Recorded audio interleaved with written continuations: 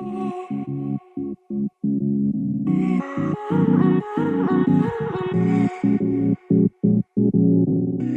I'm Martin Lindstrom. I'm the New York Times bestselling author of Biology and my latest Small Data. I would probably set up some personal rules for myself in order to stay human. I think the issue is that most people today are on a sliding slope where they lose more and more of their own private time, they lose their identity online, they lose being a human being. So I probably even early on in my life would have set some framework around who am I in the digital space and who am I not? When do I sell out and when do I not sell out? Today we are losing our identity because we're caught by surprise and slowly almost hijacked into another universe where we can't get out of it and where we become increasingly addicted. That's probably what I would do. The impact on strategy and branding today is enormous, but there's two aspects of impact.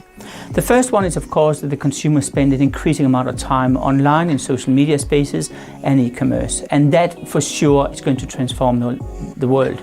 But the second impact is that we increasingly get out of balance. The more I spend time online, the less I'm present, and the more I have a need for human sensory input. There's an experiment done with rats. Rats were put into two control groups. The first pair of rats were touched by the scientist every hour. The second pair of rats were not touched for a month. Half of the rats in the second experiment died because they were never touched. And that's the issue here, is that we are increasingly not using and stimulating our senses anymore. We don't touch people anymore because of crime, because of privacy, because of personal issues, whatever it is. And we just do this stuff here. We don't meet people anymore. So the counterbalance to that is that we increasingly want to be offline. We increasingly want to have a sensory experience. That's the reason why the number of people going to the theaters is going up through the roof. People going to the cinema has never been as high as it is now. All those factors indicate that we also want to have a transition in our life where we can be truly sensory. And that is the biggest opportunity. So on one hand, of course, it is to stay tuned with what consumers want to do from a convenience point of view, but we are not rational human beings. 85% of what we do every day is irrational, and that is the other part we need to cater for.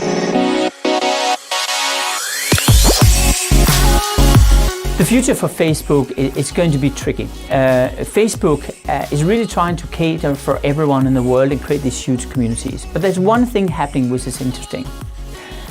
Transparency, because of social media and the internet, has become enormous. We can see everything and anything. People in China can look at Desperate Housewives, and Desperate Housewives have 2.6 cars, and they have the perfect children and the perfect money. So they become envy.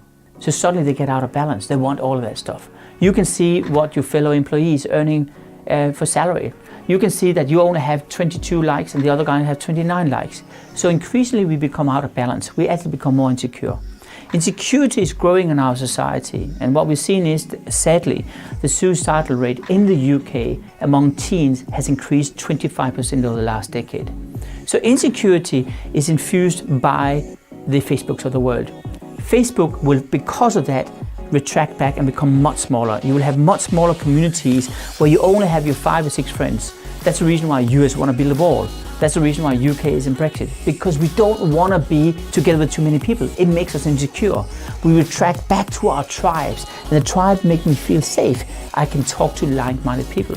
So Facebook is going through an enormous transformation, being big to become lots of very small communities catering only for 5 or 6 people rather than for millions of people. No, I don't see a future for advertising, and I don't see a future for advertising agencies either.